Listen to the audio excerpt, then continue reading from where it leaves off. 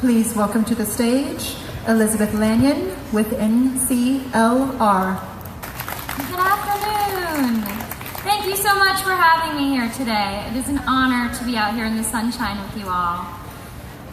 And I want to thank you for standing up, for cultivating spaces that respect and empower and include all people. What we need right now is community participation and creative risk-taking.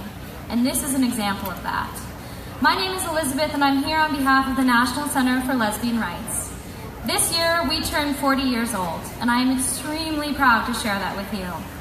NCLR is a nonprofit public interest law firm that provides free legal assistance to LGBTQ people, their families, and their communities. We litigate cases and win precedent-setting victories, including marriage equality in 2015. Our focus is broad and includes asylum and immigration, employment, elder and family law, relationship protections, reproductive rights, sports, transgender rights, youth, and ending conversion therapy nationwide. NCLR was founded by a lesbian and her friends who were driven by a vision of fighting for LGBTQ equality. Donna Hitchens, she started NCLR as one of the first organizations to focus specifically on issues impacting lesbians, such as custody, adoption, and access to public accommodations and employment. This year, as I said, NCLR is celebrating our 40th birthday. While we have come a long way since 1977, the recent election has raised significant concerns about the proposed future policy decisions regarding civil and human rights protections. The most marginalized in our community, trans people, youth, people living in rural communities, these folks truly bear the brunt of deep-seated anti-LGBTQ sentiments. But fear not. NCLR has spent 40 years building the resistance, and we continue to see it grow today. Working in coalitions, we have experienced a coming together with a spirit of unity and shared resolve rarely seen in our nation's history. This year, there's a spotlight on our work across the nation as we engage in a legal and political battle of unprecedented magnitude and importance. Because immigration, healthcare, housing, employment, these are all queer issues, and they affect our queer communities disproportionately. The struggle will define the lives and freedoms of LGBTQ people for generations to come. So what is NCLR doing in response to a tyrant in the White House?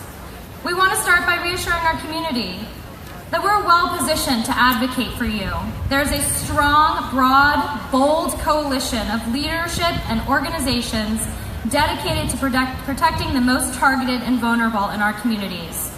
We know that sustaining our work to advance broad movement goals is critical, and we set our efforts to protect those who are now even more vulnerable and respond effectively in the face of new threats. Never before has the audacity to fight and the perseverance to win mattered more. Now is the time to lift ourselves up, to engage, to connect within your communities and build resistance in many, many forms. Our plan is that we will protect and defend and stand side by side with those who are targeted for harm by this administration.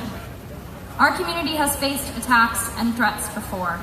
Proposition 6, AIDS, Prop 8, Pulse nightclub, which is coming up on a 1-year anniversary. It's hard to use that word for it. And we've had triumphs in the face of these challenges. Community activists who mobilized across the state to go into rural communities to beat Prop 6. The establishment of ACT UP, the Lesbian Avengers, the Dyke March, championing same-sex marriage state by state, leading up to a massive national win in 2015. Most recently, NCLR joined millions across the country for the Women's March in San Francisco and in Washington, D.C. We hosted the Women's Strike in San Francisco last week and had a turnout of about 1,500 people. It was so big they had to close the street. Just last week in Utah, we saw that our lawsuit led to a bill repealing the state law prohibiting supportive discussions of homosexuality in school curriculum. We publicly opposed the Muslim and refugee ban, mobilizing in airports across the country. The administration's continued attempts to scapegoat Muslims, refugees, and immigrants is despicable and a threat to the values of the American people and of our queer communities. As we saw recently, the administration's withdrawal of the guidance on restrooms was a step backwards, but we continue to fight. We have fought hard, along with our teachers, school administrators, students, and parents, to increase protections for all, and we will not let these gains be erased. We are confident that the courts will continue to rule that discrimination against trans students violates Title IX. So I want to leave you with 3 thoughts today. Number 1 is to get involved. Find something that you're passionate about, something that you're really interested in, and get connected. Volunteer, donate, time, money, talent, whatever you have. There's plenty of organizations here who need your help today. Take risks. Get out of your comfort zone, stretch a little bit, so that much more of you has an opportunity to make an impact.